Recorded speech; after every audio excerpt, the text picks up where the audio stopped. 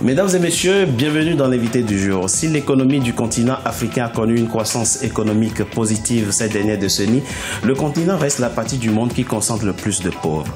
Comment rendre inclusive la croissance du continent pour lutter significativement contre la pauvreté? Pour en parler, nous recevons Carlos Lopez.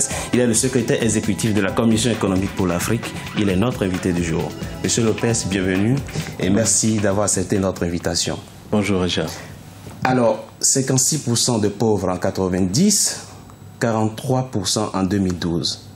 Un recul insuffisant. Comment l'expliquez-vous? Alors, moi, normalement, j'aime utiliser cette image de marathoniste africain qui doit parcourir de longues distances et finalement, nous sommes des bons marathonistes en général, et les sprinteurs. Et ce qu'on a demandé à l'Afrique quand on a établi comme ligne d'arrivée les objectifs de développement du millénaire, c'était une ligne d'arrivée commune à l'ensemble des pays en développement. Et les Africains avaient une distance beaucoup plus grande à parcourir par rapport aux autres. Donc on faisait un marathon pendant que d'autres faisaient le sprinter. Et donc bien sûr, on n'allait jamais arriver à temps pour croiser la ligne d'arrivée. Mais je pense qu'effectivement, beaucoup plus pourrait être fait si on s'attaquait directement au secteur primaire. Comment augmenter le rythme? Alors, moi, j'aime utiliser l'image du guépard, qui est l'animal le plus rapide du monde et qui est un animal qui n'existe qu'en Afrique. Et donc, nous ne sommes pas des pays qui peuvent vraiment se contenter, comme on a dit souvent, de faire ce que les tigres asiatiques ont fait.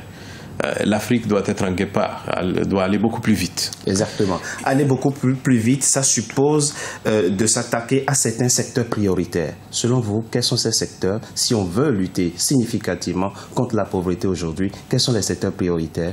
Pour moi, il n'y a aucun doute, c'est le secteur primaire, c'est-à-dire l'agriculture en particulier.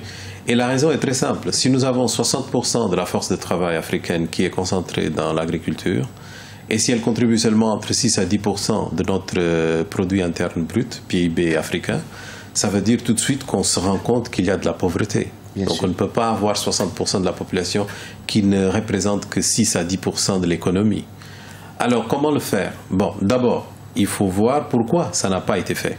Oui, justement, et pourquoi les accords de Maputo ne sont pas respectés par la plupart des États du continent qui devraient normalement consacrer 10% de leur budget à l'agriculture? Parce que, à mon avis, en grande partie, nous avons traité l'agriculture comme un secteur social. Donc on s'est occupé un peu de réduire la pauvreté à travers la sécurité alimentaire, à travers un certain allègement du poids, et en prétendant aussi que du point de vue technologique, agricole, etc., on devait faire des extensions de services qui étaient basées sur des entrants qui étaient vraiment très mesurés et pas de nature vraiment à moderniser l'agriculture. D'un coup, nous avons été victimes, en quelque sorte, de l'aide au développement dans ce secteur, qui est une aide qui n'a pas induit les transformations nécessaires pour moderniser l'agriculture. Transformation structurelle. Et voilà pourquoi on parle de transformation structurelle. Donc si on va faire de la transformation structurelle dans l'agriculture, il va falloir d'abord qu'on puisse lier l'agriculture à l'industrialisation. Ce n'est pas un hasard si tous les pays qui ont vraiment eu des grandes poussées de productivité agricole, ce sont des pays qui ont permis la possibilité de la transformation des produits agricoles. Alors l'Afrique, elle emporte à peu près 83% des produits alimentaires qui ont été soumis à des processus industriels. Et qui ne le sont pas, malheureusement. C'est terrible parce que ça veut dire que même le yaourt est importé. Donc il n'y a pas vraiment de complications majeures du point de vue de la connaissance technologique pour qu'on puisse transformer de la tomate, qu'on puisse transformer différents produits. Alors, et pourtant on ne le fait pas. Nous avons les terres pour justement ne le faire pas. Nous avons les terres, nous avons la main d'œuvre. Qu'est-ce qui manque? La volonté politique? Moi, je n'aime pas cette phrase de volonté politique parce que très souvent, elle camoufle, disons, une complexité plus grande. Je préfère détermination. Il faut de la détermination. Et si on a vraiment de la détermination, on va voir que dans des pays comme l'Éthiopie, comme le Maroc, comme le Rwanda, maintenant la Côte d'Ivoire, il y a des bons qui se font en termes de productivité agricole qui sont très rapides. Au Nigeria, dans le secteur du riz et de la production de sucre, on a eu des bons de productivité de 300%. Donc c'est tout à fait possible. Et j'utilise toujours des exemples africains pour qu'on ne nous accuse pas de « Oh, vous êtes en train de rêver si on compare avec l'Asie ou l'Amérique latine ». Donc je pense que c'est faisable. Et maintenant, on commence à traiter l'agriculture comme un secteur économique. Et jusqu'à maintenant, on ne le faisait pas. Une question qui nous paraît essentielle, mais qui découle aussi de la problématique de l'agriculture, c'est que nous serons plus de 2 milliards en 2050. Comment allons-nous nous nourrir? Alors, la question est de savoir, est-ce que nous faisons trop d'enfants sur le continent? Faut-il amorcer une transition démographique? Alors vous savez, la courbe démographique, elle est complètement liée à un certain nombre de facteurs qui sont très bien connus, comme par exemple des gains de santé qui permettent de réduire la mortalité. Et l'Afrique, justement, a eu des progrès gigantesques dans les 2 dernières décennies en termes de mortalité infantile, mortalité maternelle.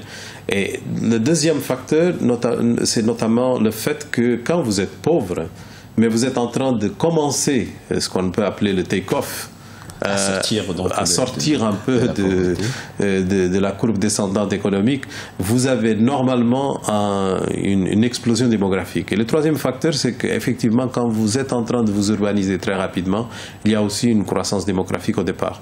Et l'Afrique est en train d'expérimenter la croissance urbaine la plus rapide du monde en termes historiques. Donc, nous avons un ensemble de facteurs qui justifient cette explosion démographique. Que faut-il faire? Certains démographes pensent qu'il faut, à l'instar de la Chine, amorcer une transition démographique. C'est votre avis? Non, je ne pense pas. Et la Chine est en train de rectifier son tir parce que justement, on peut tomber sur le piège de vieillir la population avant de bénéficier complètement du dividende démographique, comme on l'appelle. Le dividende démographique exige des politiques rapides, notamment dans le domaine de l'éducation, de l'urbanisation, et exige aussi qu'on puisse trouver des emplois pour employer cette main-d'œuvre jeune. Mais nous avons un facteur qui n'existait pas dans les expériences antérieures de grande croissance démographique dans le monde, c'est le fait que l'ensemble de la population de la planète est en train de vieillir très, très rapidement. Donc l'Afrique, oui, aura beaucoup de gens, mais l'Afrique aura un repositoire de jeunes qui sera très important pour l'ensemble du monde, pourvu qu'on puisse régler le problème de la mobilité et de l'immigration. Merci, Monsieur Lopez, d'avoir été notre invité du jour. Je rappelle que vous êtes le secrétaire exécutif de la Commission économique pour l'Afrique. Merci. Merci. Mesdames et messieurs, c'était l'invité du jour. Merci d'avoir été à notre compagnie. Restez sur Africa 24 pour la suite de nos programmes.